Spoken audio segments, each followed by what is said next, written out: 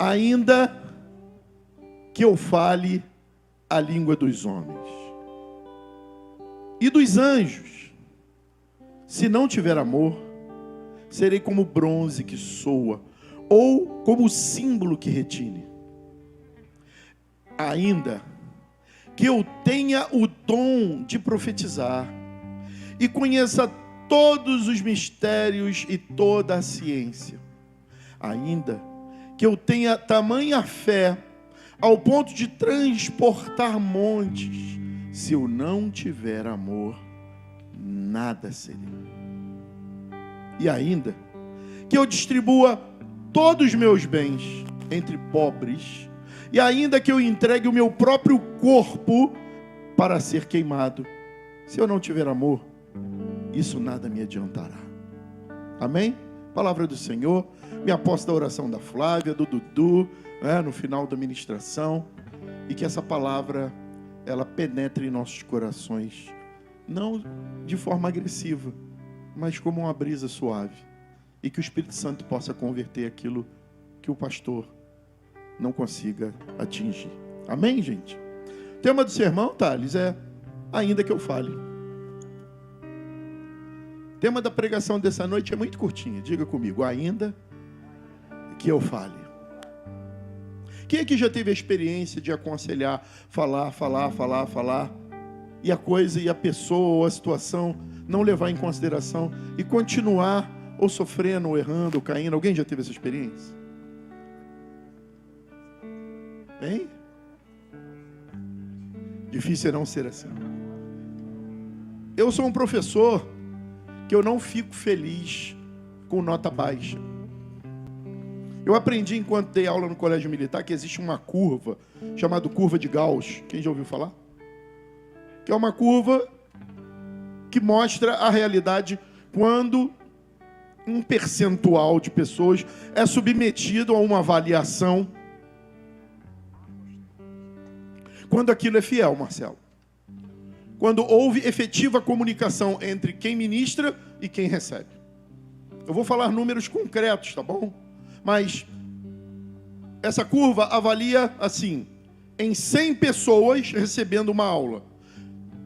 Aquele professor é validado como um bom professor e que ele conseguiu transmitir.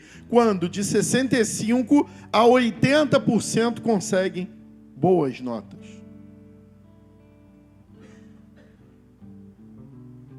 De 20% a 30% razoável. E 10% não conseguiram atingir. Então eu vou colocar aqui em números, né? 60% tiraram notas boas e ótimas. 25% tiraram notas razoáveis, perto da média, 5, 6. 10% tiraram nota 4, 3, 2. E só 5% tiraram 0 ou 1. Isso demonstra que houve uma comunicação. Se alguma coisa dessa acontece, todo mundo tirou 10, ou todo mundo tirou 0, houve discrepância, fraude, alguma coisa aconteceu. Se esses números variam, alguma coisa aconteceu. Mas eu nunca gostei de ver nota baixa. Como professor, isso depõe contra mim. Eu sempre sonhei que o aluno com maior dificuldade, eu fui um aluno com muita dificuldade em álgebra e aritmética. Tinha uma facilidade tremenda em geometria. O que me salvava na composição da matemática, não sei se hoje é assim ainda, mas quando eu estudei, tinha um professor de álgebra, um de aritmética e um de geometria, não é isso, pastor? E geometria me salvava sempre, aos 45 do segundo tempo, para que eu ficasse ali com 5, 6,5 lá em casa era churrasco. Em matemática. Já em biologia, eu não precisava nem pegar o livro. Em história, muito menos. Geografia, sociologia, filosofia. Não precisava nem olhar. E eu lembro de quantas vezes passei mal estudando matemática. Da minha dificuldade. Quantas vezes fui taxado de burro. Quantas vezes fui. Então, como professor, uma das coisas que eu sempre faço perto da prova é uma revisão, onde eu transforma as respostas em perguntas. Se tiver aluno aí escutando, já pegou. Lógico que não são as 10 da prova. Mas eu pego as mais difíceis, transformo ela em questionamento, em pergunta, em debate. E eu falo, poxa, essa ninguém erra. E não tem gente que erra, gente. E eu fico me questionando que linguagem que eu estou usando errada, né? Teve uma vez também que eu estava dando aula, Dudu, e tinham 2 alunos conversando lá no fundo da sala, e eu dando aula, eu falava sobre Guerra Fria, já ouviu falar? Bipolarização no mundo, União Soviética de um lado, Estados Unidos do outro, tendência ao socialismo e capitalismo, e aí eu falei assim, vocês dois aí, Michele e Lucas, repete para a turma, o que foi Guerra Fria? E um olhou para o outro, seu João, ficaram assim, Leila. Eu falei, fala. Se você acertar, eu dou 2 pontos. Se tirar, eu tiro, se errar, eu tiro 2. Eu falei, vou repetir para vocês, hein? Vocês só completam, hein? Guerra Fria foram a guerra dos esquimós do Polo Norte contra os esquimós do Polo Sul. Falei, miserável, não prestaram atenção em nada. Acabou a brincadeira, chegou o dia da prova. O que um deles respondeu na prova? Guerra Fria. São os esquimós do Polo Norte. Eu tenho xerox dessa prova guardada. Porque eu falei, um dia eu vou contar para o meu neto algumas coisas, ele vai dizer assim, vovô, não é verdade. Eu vou falar, tá aqui, ó, lê. Sacode 10, diga assim, comunicação não depende só do que você fala, mas como o outro entende. Uma das primeiras matérias que a gente estuda dentro da teologia é comunicação e expressão pastoral. Existe o emissor e o receptor. Nisso há uma codificação da mensagem. Essa codificação ou decodificação, ela varia por várias coisas. Como a pessoa está, o que ela pensa. Existia uma mulher que acompanhou a sogra que estava amarga por muito tempo. Qual é o nome dessa mulher? Maria, Esther ou Ruth? Quem, gente? Fala bem alto. Ruth. Foi um tempo desesperador. Alguém já acompanhou pessoas amargas? Pessoas amargas, você faz elogio para ela, ela entende como agressão. É muito difícil caminhar com pessoas amargas.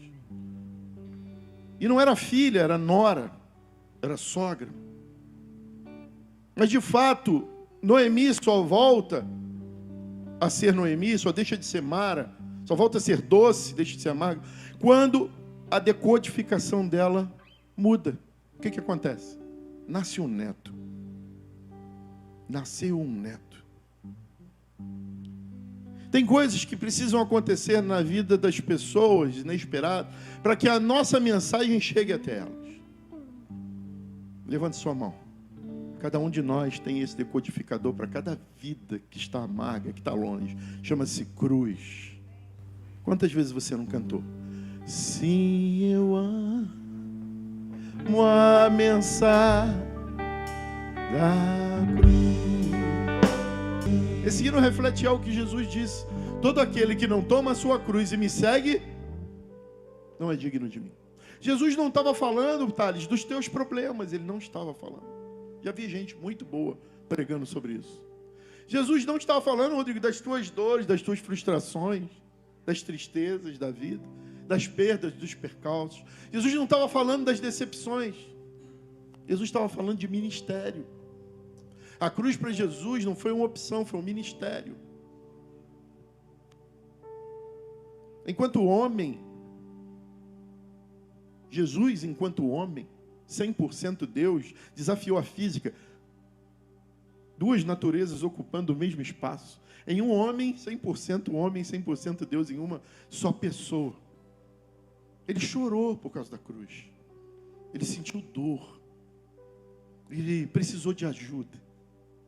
De alguém para carregar. Mas ele não largou. Porque mais do que carregar uma madeira, como muitos carregavam, ele decodifica a mensagem de que o castigo que era para ladrões, o castigo que era para excluídos, para os piores criminosos, agora se transforma em símbolo de poder para uma nova geração que nasce a partir dele. Uma geração que ainda estava com medo 50 dias depois dessa mensagem. E de repente chegou alguém e fez... E com o som de ventos impetuosos, invadiram toda a casa.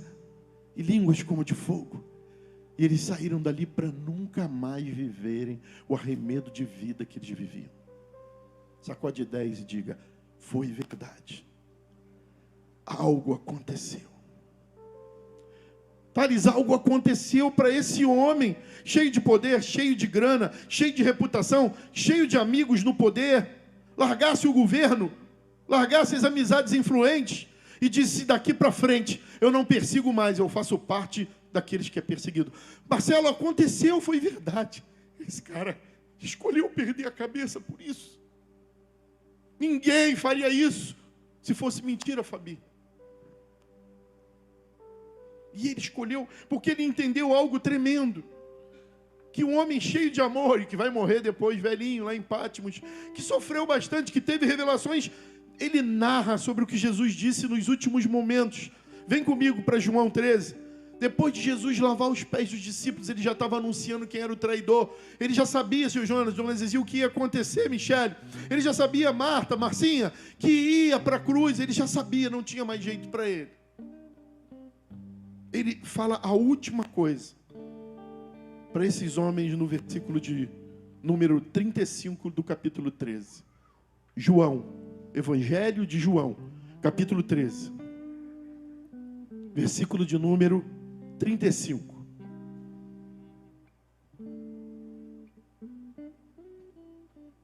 Vou ler.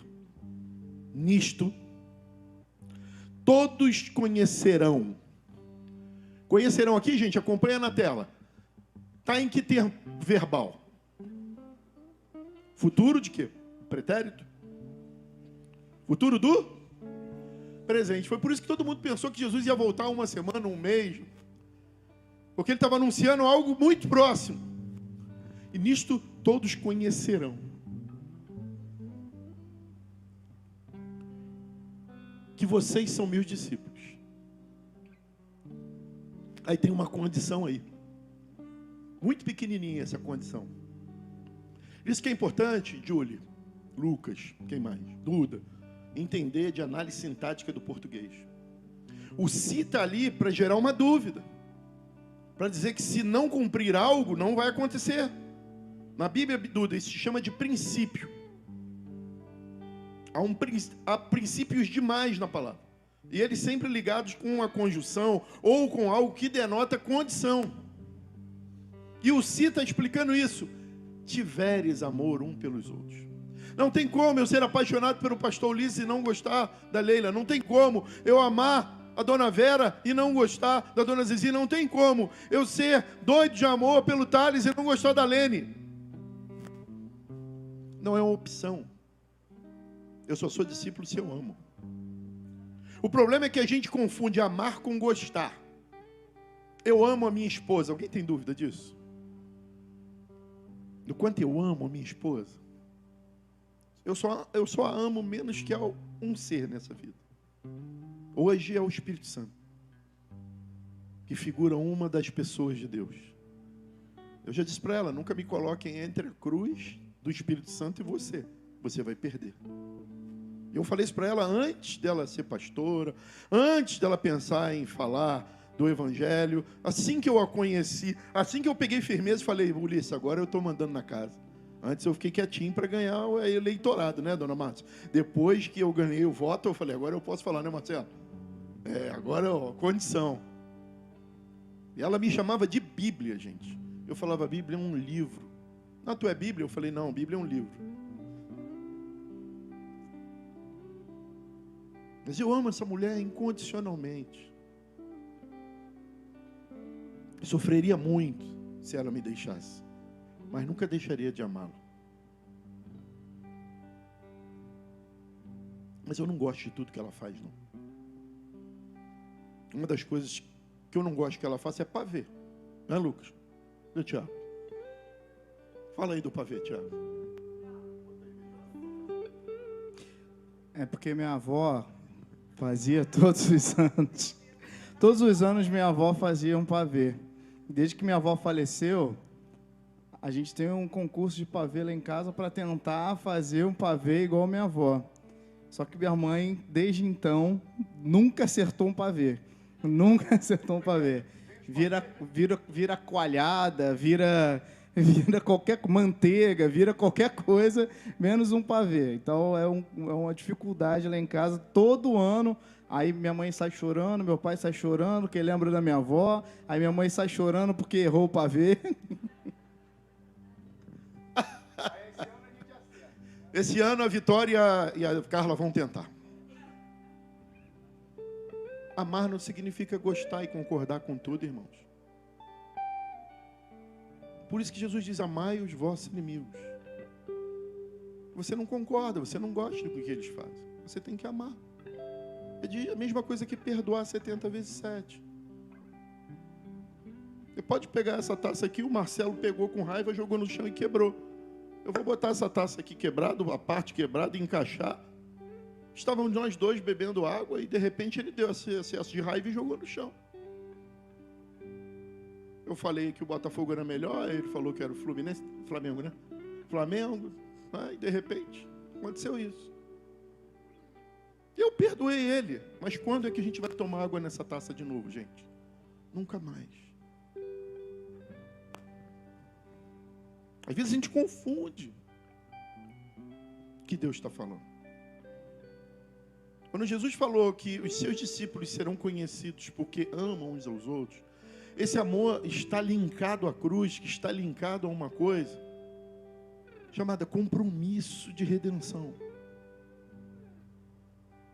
Paulo entende isso perfeitamente. E eu levei vocês a estar comigo em 1 Coríntios 13, para entender através do contexto o que Paulo está dizendo. Primeiro, Tales, Corinto era uma das cidades-estados da Grécia, mais influentes, mais ricas, mais poderosas, e que juntavam uma grande quantidade de sábios. E a igreja nasceu na casa, diga comigo, a igreja nasce nas casas, nesse período de pessoas assim. E você não vai entender, Coríntios, essa parte, Dudu, se você não ler o capítulo 12, 13 e 14. Anota aí, por favor, gente. Trabalho de casa essa semana, esse mês. Ler 1 Coríntios 12, 13 e 14. Leiam, por favor. Anote para não esquecer. Você vai ver ali uma conjunção de pessoas sábias, pessoas que estudavam, que conheciam todos os versículos que podiam ser citados por Jesus, porque o cânon bíblico ainda não tinha sido fechado aqui, a Bíblia, como a gente não tinha, mas que contavam histórias e de pessoas que viveram e falavam, e Paulo era uma delas. Então você vai ver gente letrada e vai ver gente cheia do poder de Deus, vivendo aqui o que aconteceu em Atos, só que sem amor. Só que sem amor. E aí, irmãos, eu assisti um vídeo essa semana que muito tocou o meu coração, mandei para a Lene, eu acho. E passei para a Vitória e falei: ô Vitória, depois da introdução, você tem como colocar esse vídeo? Ela falou: vou colocar sim. Ela falou: ok. E aí, eu queria passar para vocês esse vídeo, para depois eu continuar pregando. Tem como aumentar aí, Pedrinho?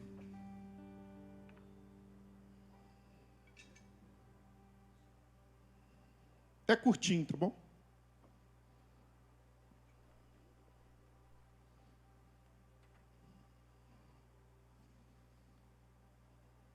Essa chinesa, casada com um brasileiro, decidiu que a filha aprenderia os dois idiomas. O pai falando português e ela somente chinês. Só que depois que virou mãe, ela descobriu uma coisa muito mais profunda.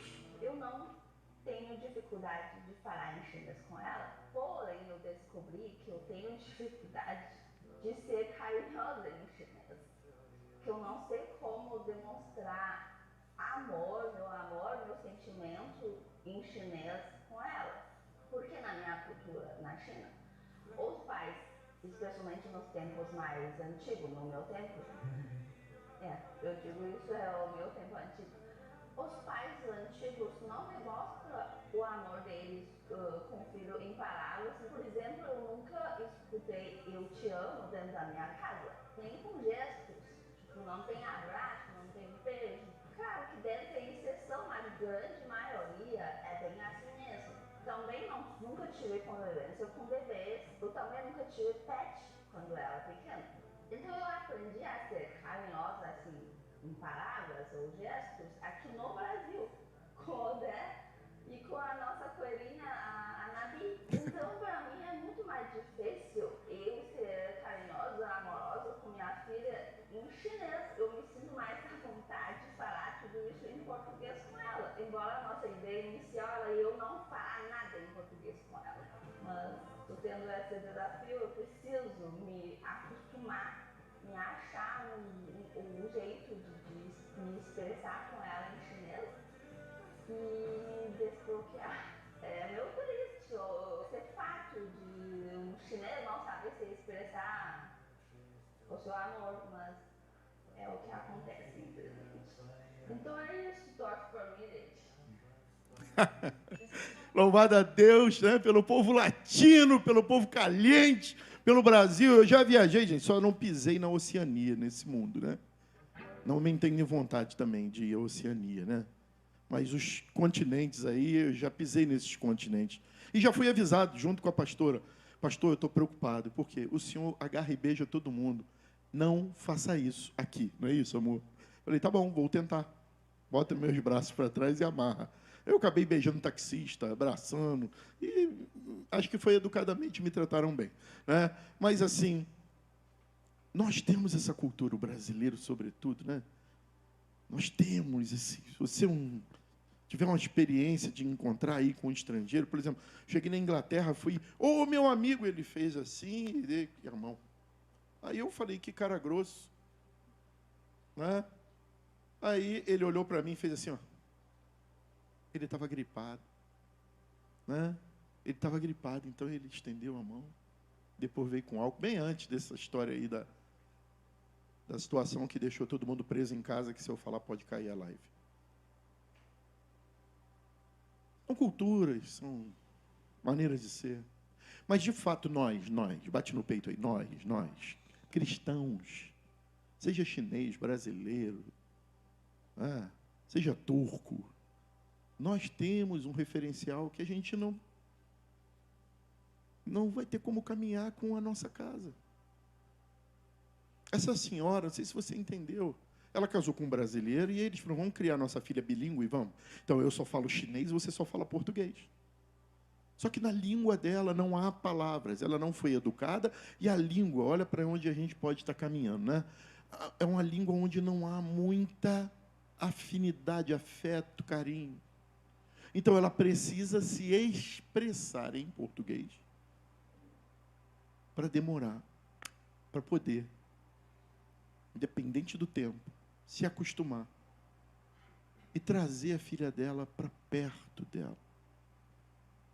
E ela rompeu com a promessa, junto com o marido, de só falar em chinês. Diga para quem está ao seu lado, nós precisamos deixar o crentez para falar o cruzês. Que cruzês é esse? Faça assim comigo, gente, ó.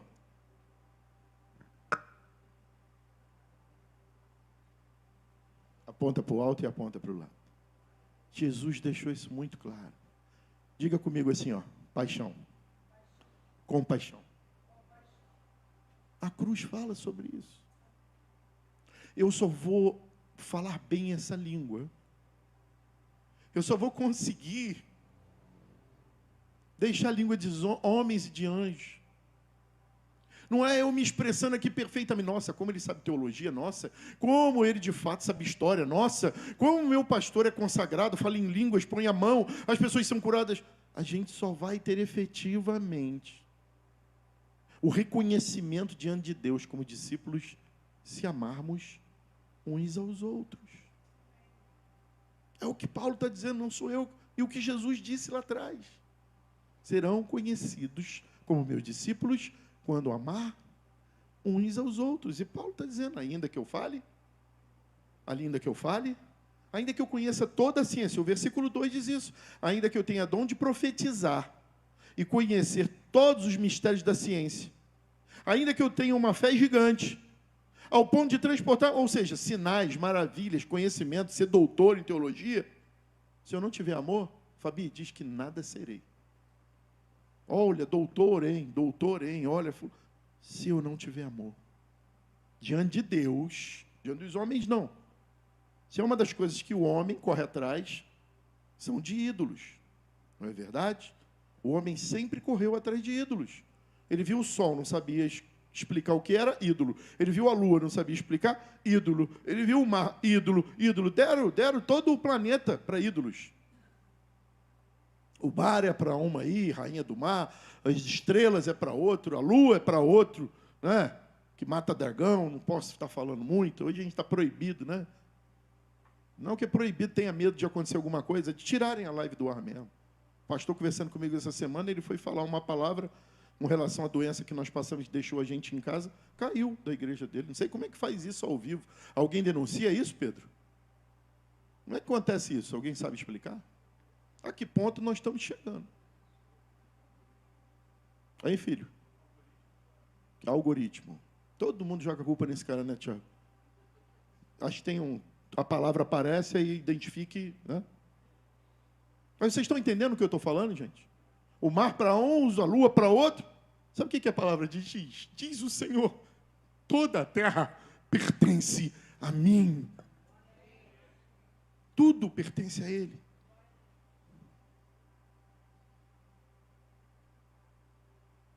E aí, irmãos, muitas vezes na correria, na decodificação da vida, a gente acaba esquecendo isso. O maior decodificador para que a gente entenda a mensagem e anuncie ela é a cruz. Por isso que os cristãos antigos usavam uma cruz no peito. Não é pecado, usa a cruz. É um símbolo como o do Botafogo, como o da CBF, que você usa na sua camisa. Agora, se você adora a cruz, aí é um pecado. Se você adora o seu carro, é um pecado. Se você adora a sua esposa, é outro pecado.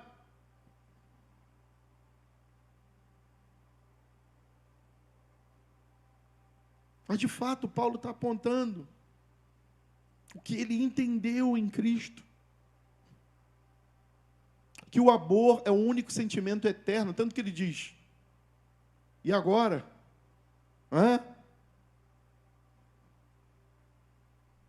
O amor não se alegra na injustiça, mas com a verdade. O amor tudo sofre, tudo crê, tudo espera, tudo suporta. O amor jamais...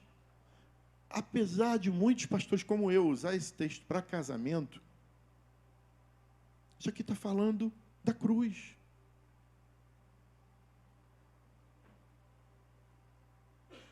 O primeiro argumento, ó, diga comigo, paixão. Faz comigo aqui, sim, paixão. É um madeiro para cima. Paixão. Irmão, se a gente não atualizar a mensagem da cruz todo dia em nós, não é só na Santa Ceia, não, é todo dia. Porque eu estou aqui, porque eu vivo assim, porque eu me transformei em algo melhor, porque eu estou me transformando em alguém melhor, por que eu me arrependo quando eu faço algo errado, e muita gente não está nem aí. Hoje, quando cheguei a casa, que a pastora me acordou e conversou comigo, eu falei, meu Deus, eu comecei a pesquisar, e quando eu olhei, 2 pilotos e 4 passageiros, cantores, estavam indo para Angra. A lágrima correu. E tem hora que minha mulher me olha esquisito, né? Quando ela me vê chorando, tipo assim, esse homem está chorando. Não foi colocar Tiago, Rodrigo, Lucas dentro não me coloquei no lugar dos pais, não, que essa hora devem estar, meu Deus do céu. Mas a pergunta que vem no meu coração, senhor Jonas, é: aonde estão aqueles meninos agora? Agora, nesse exato momento. Estou falando do corpo, que foi para o IML, descarbonizados, não é isso não. Aonde estão aqueles meninos agora? Nesse exato momento. Será que o piloto era crente? Será que o piloto orou antes deles entrarem na nave? Na aeronave? Será que na sua sabedoria Deus deu e falou, é agora? Eu não sei. Eu só sei o seguinte, Márcia. Ou eles estão na eternidade, na presença de Deus, ou na eternidade, longe de Deus. Eu escutei uma frase no meu trabalho que diz: todo o caminho leva para a eternidade. É verdade. Isso é uma grande verdade. Todo o caminho leva para a eternidade. Caminho religioso. Só que uma eternidade com Deus é uma eternidade sem Deus. E tem hora que parece que só tem eternidade com Deus. Mas essa mensagem não deve ser para a gente servir a Deus com medo, mas com gratidão. Ele levou sobre si. Se não fosse Ele, aonde eu estaria agora? Pastor Rodrigo, se não tivesse chegado a mensagem da cruz a você, naqueles dias da sua juventude, onde você estaria agora? Pastor Ulisses, se a mensagem da cruz não chega até você, mas a mensagem do seu pai, aonde você estaria agora? Cada um se pergunta aí, aonde você estaria agora? Se a sua mensagem, Fabi, fosse a da sua família, aonde você estaria agora? A paixão, ela deve ser sentida por nós, como da mesma forma ele sentiu. Então, nós devemos corresponder. É lógico que o Marcelo tem uma personalidade, a Renata tem outra, e há motivações para demonstrar esse amor diferente. A minha esposa não é de tirar cravo, de fazer carinho, não é, princesa? Mas ela não pode saber que está faltando algo para mim, ela vai fazer de tudo para realizar na hora. A linguagem de amor mais forte dela é o serviço, ela demonstra o amor dela por mim através de serviço. Eu escrevo, faço. Quando a gente começou a namorar, ela falou: esse garoto é muito meloso, para as amigas dela. Não foi, filho? Mas se tiver que trocar uma lâmpada, alguém pode gritar misericórdia aí? Ninguém é perfeito. E ninguém vai conseguir ser perfeito em expressar o amor. E não é desse tipo de amor que Paulo está falando. Nem que Jesus está anunciando. É um amor por Deus, pela sua natureza e pelo destino que Ele trocou de nós, ao ponto de eu olhar para Ele e corresponder. Agora eu pergunto: Marcelo, você é diferente da Renata? Renata, você é diferente do Marcelo? Olha para ele agora, olha para ela. Eu casei vocês dois. Eu não costumo casar quem eu... Às vezes eu erro, né? Mas de fato aí não. Olha no fundo dos olhos, no fundo dos olhos. Aproveita a semana dos namorados. Eita glória. Hein? Vocês amam sob as mesmas circunstâncias, mas com a mesma intensidade.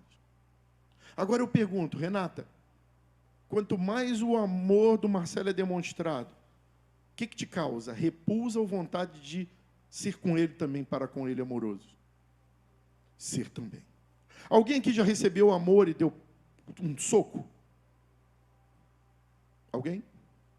Geralmente é o contrário. Quando a gente vem na bronca, ou alguém vem na bronca com a gente, e a gente oferece amor, o que acontece? Desarma. Constantino Ribeiro, pai do meu pai, me ensinou que a educação e o amor é a chave que abre a porta de qualquer ingratidão, de qualquer falta de educação e de qualquer má educação. A pessoa vem com você ingrata, usa o amor para tu ver o que acontece. Porque tudo isso diz respeito a quem você é, não de quem a pessoa é. Te trataram mal. Se você tratar mal também, você se iguala a ela. Mas levanta a mão direita ou esquerda e canta comigo. Eu sou só de... Eu também sou, eu sou só de Jesus. Eu também sou de corpo e alma e de todo o coração. Eu sou de Jesus. Então, como Ele me amou, eu gosto muito do hino que o pastor Tiago canta, Ele me amou primeiro. Ele me amou primeiro. Ele me amou primeiro. Ele tomou a decisão, dona Zizi. Ele deu o passo, Vera, e disse: eu vou amar a Vera sem conhecê-la, entregando a minha vida pela Leila, pelo Benjamin, que nem caráter ainda tem definido, está sendo formado por um Antônio. Pelos trigêmeos da Renata, que ainda nem nasceram. Ó, Marcelo.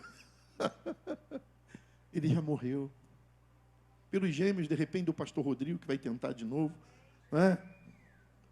Quem cala consente, né, Rodrigo? Aleluia. Ou do pastor Tiago, né?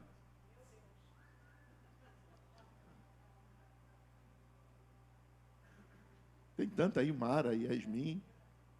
Não é? Hein, filha? Parou.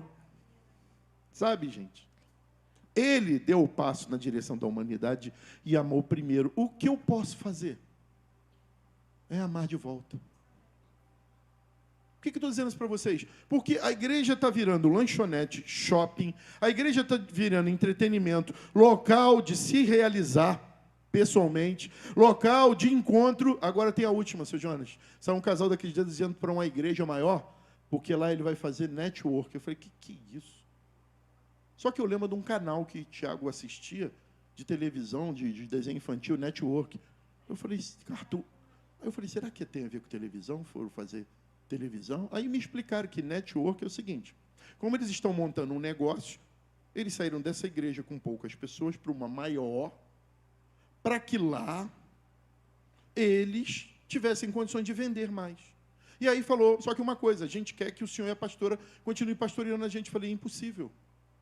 Porque eu não posso pastorear a ovelha de outros.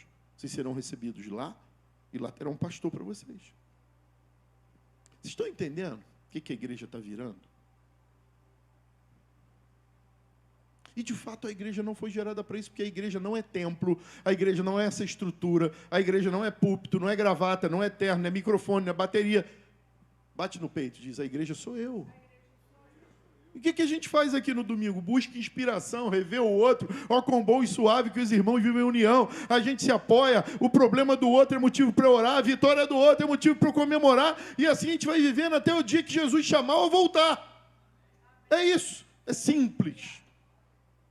Transformar a igreja em algo complexo. Não, se não tiver isso, não é abençoado. Se não tiver aquilo, não é consagrado. A mensagem da cruz, ela é simples. Paixão e compaixão. Diga bem alto. Paixão e compaixão. Saia daqui com isso do coração. Paixão e compaixão. Mas como diz o apóstolo, discipulador, o grande mestre, master of universo, não é o He-Man, é o pastor Ulisses, eu preciso querer. É preciso querer. Eu preciso querer estar apaixonado por Jesus todos os dias. Sabe por quê, irmãos? Qual é o tema do sermão mesmo?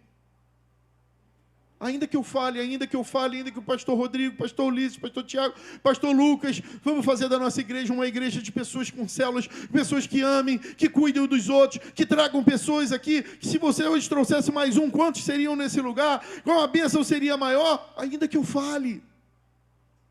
Se você não quiser, não vai adiantar. Que eu preciso que você entenda que você é uma porta aberta de salvação para a vida de muita gente. Que templo e igreja não é lugar de ser servido, mas é lugar de servir. Que Jesus parou tudo com a vida dele, que homens largaram tudo, família, largaram suas redes, largaram seus coletores de impostos, largaram tudo, deixaram tudo e falou, vou te seguir. E essa não é a proposta dessa aqui não é. De fazer servo dela, escravo dela, que você abandone tua família, que você não tenha um momento de comunhão junto com sua família para viver dentro da igreja, ou só trabalhando para ela. Não é essa a proposta daqui, por isso que o nome da igreja é mesmo. Aliás, gente, o meu primo descobriu uma loja de móveis na Barra usando o nosso símbolo. Essa semana nós vamos tentar descobrir como juridicamente a gente pode resolver isso. Mas nós não, publicamente, por favor, faça esse corte depois. Nós não temos loja de móveis, né? Essa empresa tem somente 2 anos e nós já vamos fazer daqui a pouco 5 anos de igreja. Então, alguém entrou e cooptou o nosso símbolo, que tem muito a ver com o que a gente sempre pregou e sonhou. A minha casa é a minha primeira igreja. O lado esquerdo, fechado somente para receber do alto lá em cima. Do lado esquerdo, eu saio para distribuir, ó, cruz. Recebo do alto e distribuo na horizontal. E tem um ponto de exclamação no meio. E, se eu não me engano, foi a Vitória que idealizou, ou Lucas? Foi a Vitória que idealizou. A minha tia me ligou até pensando, será que a Vitória viu bonitinho em algum lugar? Eu falei, não, eu tenho certeza que não. Mas eu preciso que você coloque isso no seu coração. Irmão, está tendo uma guerra aí, teve essa semana que passou aí, na política, né, sobre o negócio de escala de trabalho. Qual a nova escala de trabalho? Alguém sabe? Hein? Qual é a nova escala de trabalho agora? Era 6 por 1, né? Trabalhando 6 e folgando 1, agora é o quê? Hein? 5 por 2. Alguém aqui trabalha nessa escala? Alguém aqui? Alguém trabalha nessa escala? O Pedro? Pedro trabalha? Pedro, se eu te oferecesse, ganhando a mesma, muito mais, ganhando infinitamente mais, você trabalhar 1 por 168. Você trabalha 1 hora e descansa 168 horas. Você trocaria de emprego? Sim ou não, gente? Quem é que gostaria de trabalhar ganhando infinitamente mais do que você ganha agora? Tá? É infinitamente. O preço não tem como calcular o que você recebe hoje. Eu falo assim, você trabalhar 1 hora e vai poder fazer o que quiser com as suas 168 horas. Escala 1 por 168. Quem quer, levanta a mão. Bora, gente, é a proposta dessa igreja. Ô, gente, como pastor dessa igreja, né, o presidente é o pastor Tiago, mas eu posso falar em seu nome, meu filho? É a proposta dessa igreja oferecer esse 1 por 168. Quem quer, levanta a mão. Meu Deus, nem para coisa boa. Não ora pelo pastor, não dá um glória, não levanta no louvor. Eu estou perguntando, nem a mão pode levantar. Meu Deus do céu. Quem quer? Quem gostaria? Oh, meu Deus. E eu estou querendo que abra a célula.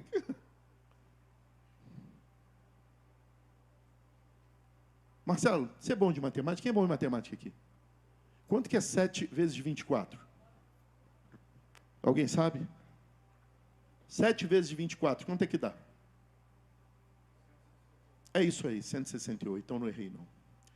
O que a gente propõe é que 1 hora na semana você pare das tuas 168 por semana para abrir a tua casa, para receber alguém. Sabe o que eu escuto, Rodrigo? Estou muito cansado, estou muito ocupado. Mas 6 por 1, 5 por 2, não cansa.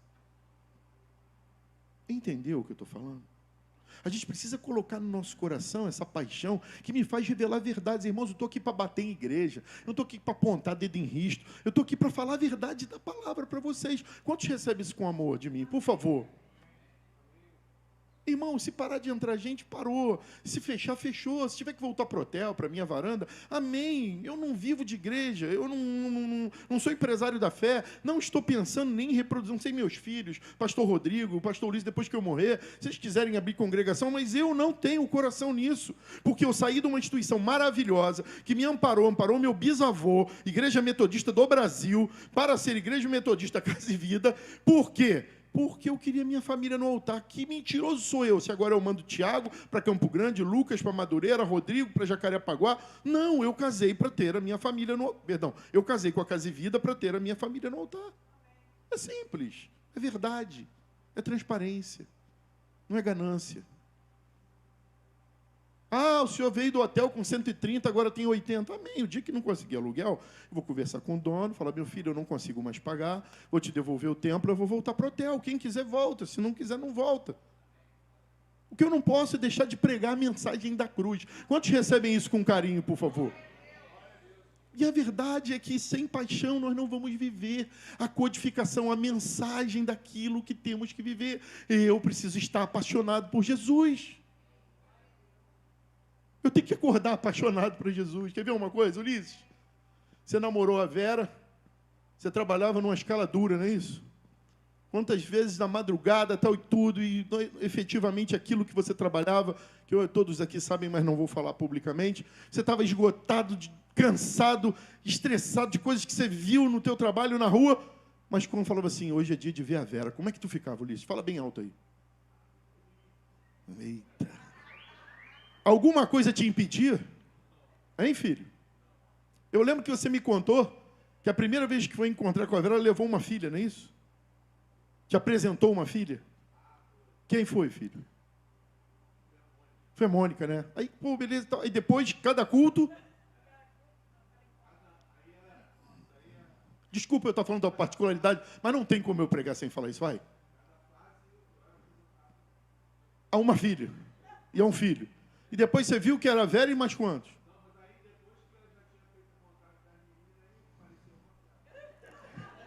Isso impediu que você encontrasse com a Vera? Essa dificuldade, essa luta toda que a Vera passou, e eu sei das dificuldades que ela passou no antigo relacionamento, Vera, isso te impediu de você ir até Ulisses? O que te impede de todo dia ir até Jesus, gente? e viver apaixonado por Ele, pela sua mensagem, por aquilo que Ele fez e viveu para que nós estivéssemos aqui como igreja nessa terra. Entendeu, Flávia? Você se culpou que eu esqueci minha mensagem no carro. Certamente não era essa, eu vou mandar para você depois ver. Sabe, queridos, a gente precisa entender isso, não só depois do encontro com Deus, do reencontro, do fruto fiel, essa semana no trabalho falou, meu amigo, teve um encontro tal, Midian, não sei quem estava lá, bombou. Isso foi na segunda. Na sexta ele estava xingando um aluno. Não houve a paixão, irmão. Movimento não transforma a vida. Motivação não transforma a vida. E anota uma coisa que eu vou dizer para nunca mais você esquecer. Paixão é disciplina. Sabe por quê, Marcelo? Muitos deixam de amar porque não tem disciplina. Motivação, ela passa com o tempo. Paixão é disciplina. Todo apaixonado por algo, ele tem disciplina. Pergunta ao último campeão do Ironman aqui no Brasil se ele é um apaixonado pelo que ele faz.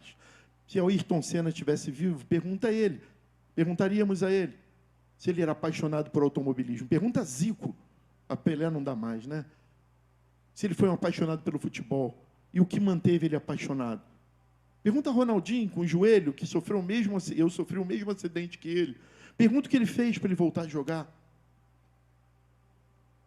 Precisamos ter disciplina de paixão por Deus. Vida de oração, vida de reclusão. E entender que o cristianismo não é uma religião, ele é um estilo de vida. Eu luto contra o meu estilo de vida, contra o que a minha família me ensinou, contra o que o meu pai me ensinou e minha mãe me ensinaram. Eu luto para viver a mensagem da cruz. E eu digo não é porque eu sou melhor, é porque eu sou pior, porque eu dependo de Deus.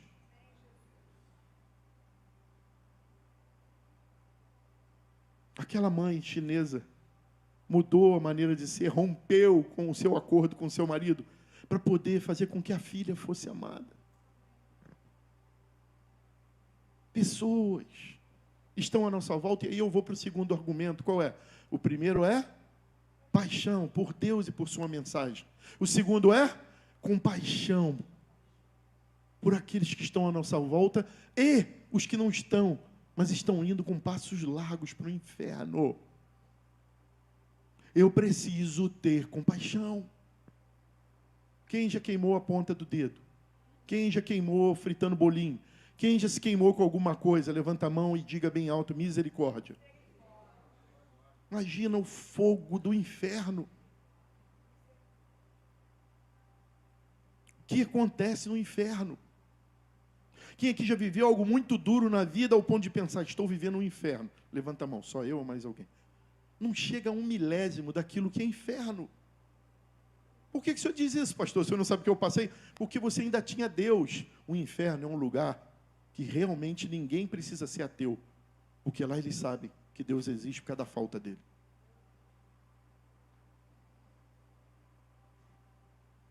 As pessoas vão para o inferno, elas vão sofrer a eternidade, independente de ser seu filho, seu cunhado, sua sogra, teu genro, teu amigo, teu parente, elas vão para o inferno. O tempo está acabando. Como Noé, eu me levanto nesse altar nessa noite para dizer, o tempo está acabando.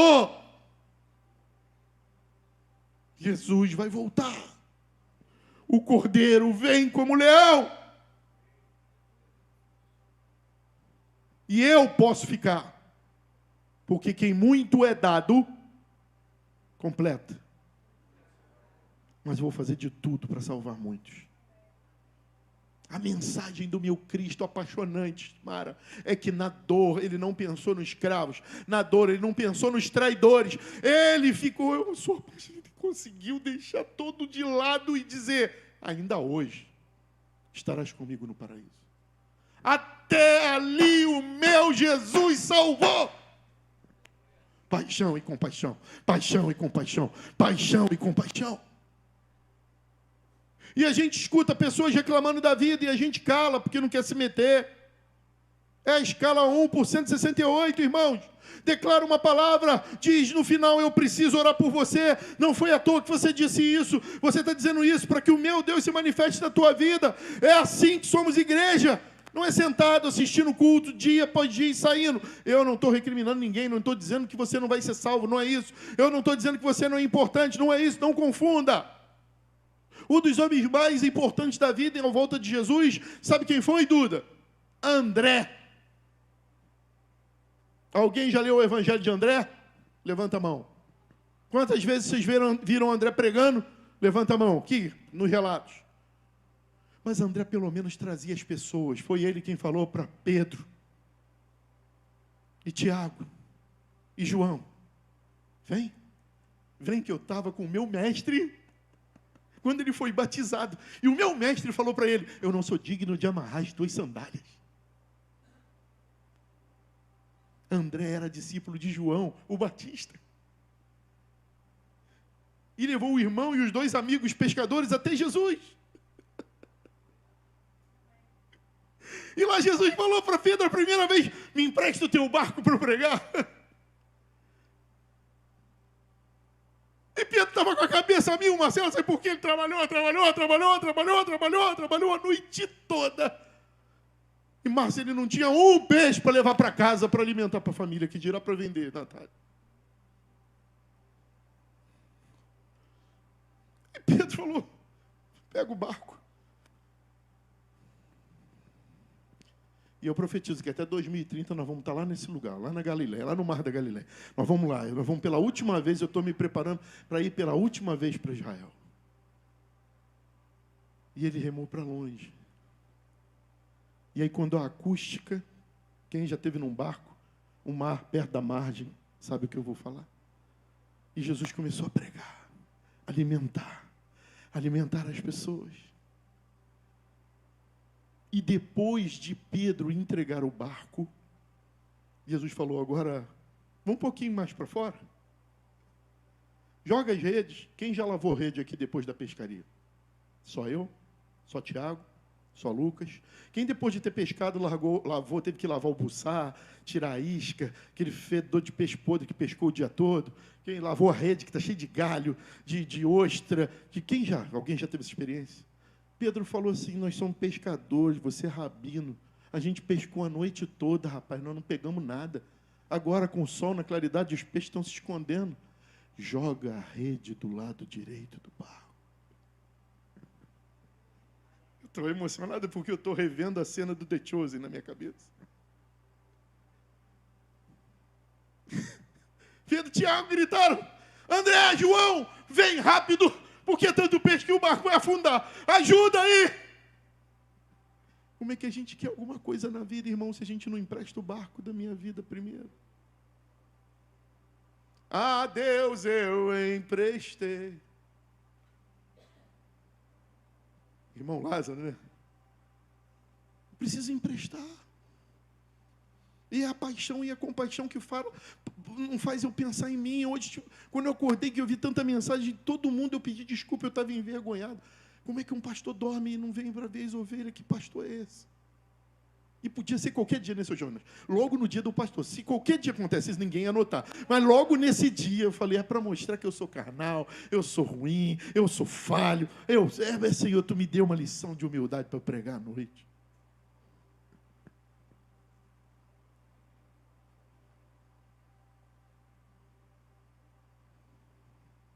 Compaixão, irmãos. Jesus deu uma aula para aqueles 4 primeiros ali de compaixão. Eu não usei só seu barco e depois vou embora, não, está aí, ó. Ou então não toma um dinheirinho que eu emprestei o barco, não. Eu vou suprir as tuas necessidades e vou te fazer uma proposta daqui para frente, nunca mais você vai pescar peixe. Vem comigo. Que não é a proposta desta igreja, nem da igreja original. Jesus quer que a gente pesque pessoas dando aula, a gente pesque pessoas no supermercado trabalhando, dando aula de educação física, trocando mola de carro, trabalhando lá na PM, seja onde for, vendendo óleo, como é que chama? Especiais, essenciais, aonde a gente estiver indo, fazendo discípulo.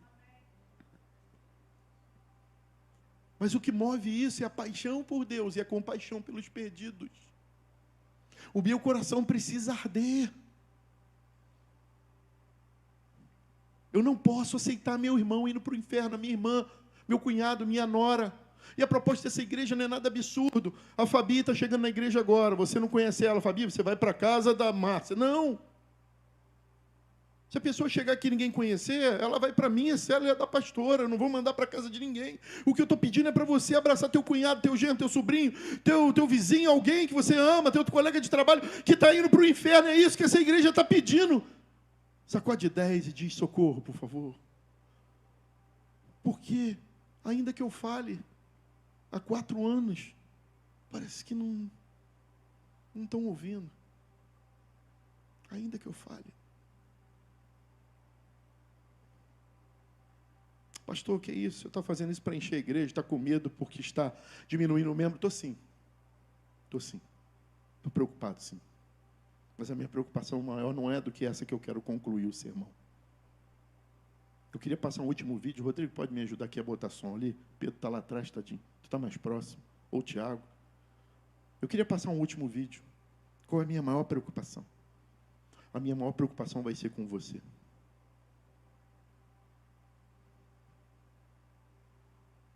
Há algo em Apocalipse que eu preciso estudar mais, mas que me incomoda, pastor Rodrigo. Vem para cá. Ele enxugará dos olhos. Tá, então vem cá, pastor Rodrigo. Vai haver o final dos tempos, eu vou receber um corpo novo, um corpo glorificado, e quando eu chegar lá na presença do Senhor, não é isso que parece? Ele enxugará. Está no futuro do presente. Significa que alguma coisa vai me fazer chorar para Deus, Jesus secar. E a minha preocupação, eu quero concluir depois. Pode apagar aí, filho. Aqui está atrapalhando, gente? Fala, sim ou não? Melhorou ou piorou? Exame de vista. Aqui está atrapalhando, gente? Tá bom. Melhorou ou piorou? Você já assistiu ao filme A Lista de Schindler? Schindler, para quem não sabe, foi um alemão que viveu durante a Segunda Guerra Mundial. Enquanto os nazistas e seguidores de Hitler perseguiam os judeus para matá-los, Schindler pegava seu dinheiro, subornava os soldados nazistas para comprar essas pessoas. Eram crianças, jovens, adultos e mulheres. Schindler os trazia para dentro da sua fábrica. Lá eles estavam seguros. Lá ele conseguiu, com o dinheiro que tinha, comprar 1.100 pessoas e salvá-las da morte.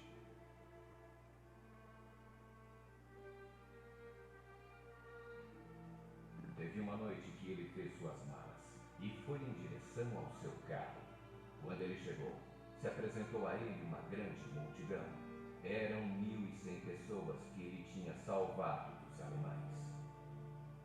Escrevemos uma carta, tentando explicar as coisas, no caso do senhor ser capturado. Todos os operários assinaram.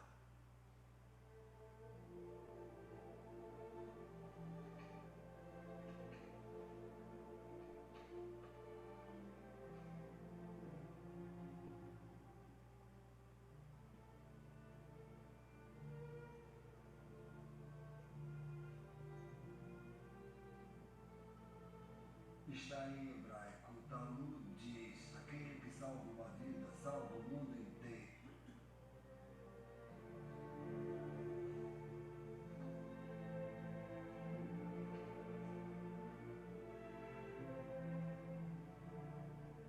Eu podia ter salvado mais. Eu podia ter salvado mais. Eu não sei se ao menos... Oscar, aqui estão 1.100 pessoas que estão vivas por sua causa. Olhe para elas. Se eu tivesse guardado mais tempo.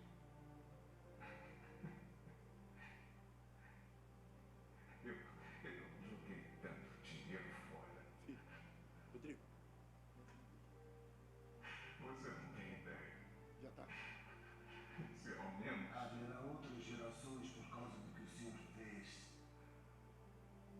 Não fiz o suficiente. O senhor fez muito.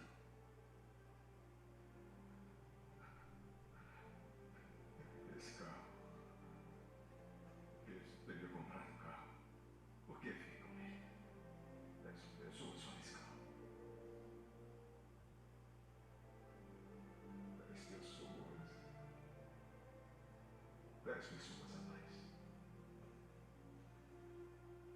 E isto. 2 pessoas.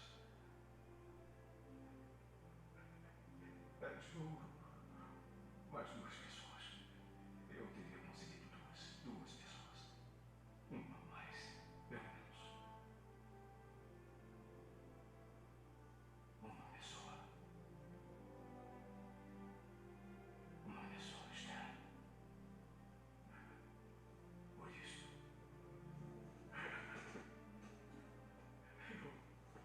eu podia ter salvado mais uma pessoa e não salvei. Eu não salvei.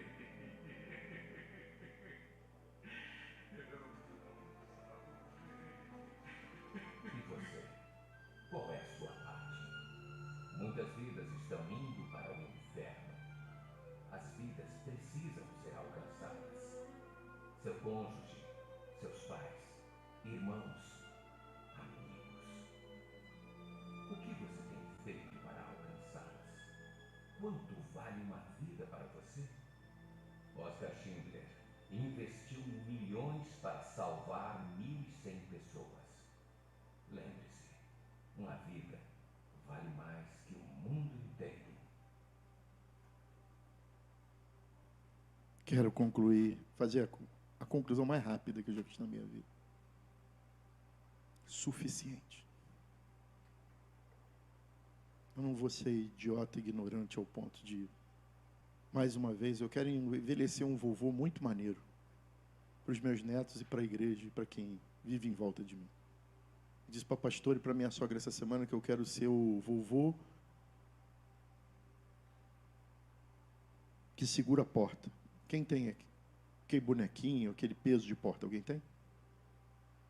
Eu quero que chegar na casa dos meus filhos, com a pastora bem velhinho, pai, fica aqui no sofá. Eu vou ficar ali, filho, amarradão. Pai, vamos no shopping? Vou amarradão. Pai, fica com as crianças para a gente ir ao shopping? Vou amarradão. Eu quero ser um peso de porta para que o Espírito Santo me use. Aonde Ele me colocar, eu quero ficar. Eu não vou ficar perguntando quanto tempo você tem de igreja, quanto você salvou. Não funciona, eu já tentei. A minha pergunta para mim e para vocês. A pergunta que o Espírito Santo me fez, eu faço a vocês. Estamos fazendo o suficiente? Eu queria estar orando por nós. E eu queria te desafiar a me dar o maior presente que você poderia me dar no dia dos pastores. Mas que não é esse dia. Eu não quero um presente simplesmente como chocolate maravilhoso que vocês mandaram para mim. Eu queria um presente que, depois que eu morresse, os netos e os bisnetos de vocês recebessem como legado. Faça da sua casa um lar de salvação. Para aqueles que você mais ama, para aqueles que você mais confia e para aqueles que estão indo para o inferno. De fato, me preocupo em voltar para o hotel, arrumar e desorganizar a igreja. Mas eu já sei, eu não vou ficar aqui botando o dedo na cara de irmão e dar mais dinheiro. Não é o meu feitio pastoral. Mas eu sei que se a gente viver como igreja, o Senhor vai suprir nossas necessidades. Através de vocês, vão trazer pessoas que talvez não estejam aqui todo domingo, mas serão como José de Arimateia, serão como Nicodemos, que de longe vão financiar a obra. Como as mulheres que não iam com Jesus, nem com Paulo, mas de longe financiavam a obra. Essa é a preocupação da carne. Agora, do Espírito. É que nós nunca façamos a pergunta que esse homem fez na história. Eu fiz o que era suficiente? Eu poderia ter salvado mais. Eu queria te dar liberdade. Não vou te chamar aqui à frente. até porque está filmando, eu não quero te expor. E essa igreja não usa pessoas como bandeira, para que vejam na internet, olha, ele fez a pregação e muita gente foi lá na frente. Gente caiu, gente... Não. Como numa brisa suave. Eu queria que você nem ajoelhasse, não. Para nem que ninguém veja, só o Espírito Santo. Eu queria que apagasse as luzes, se pudesse.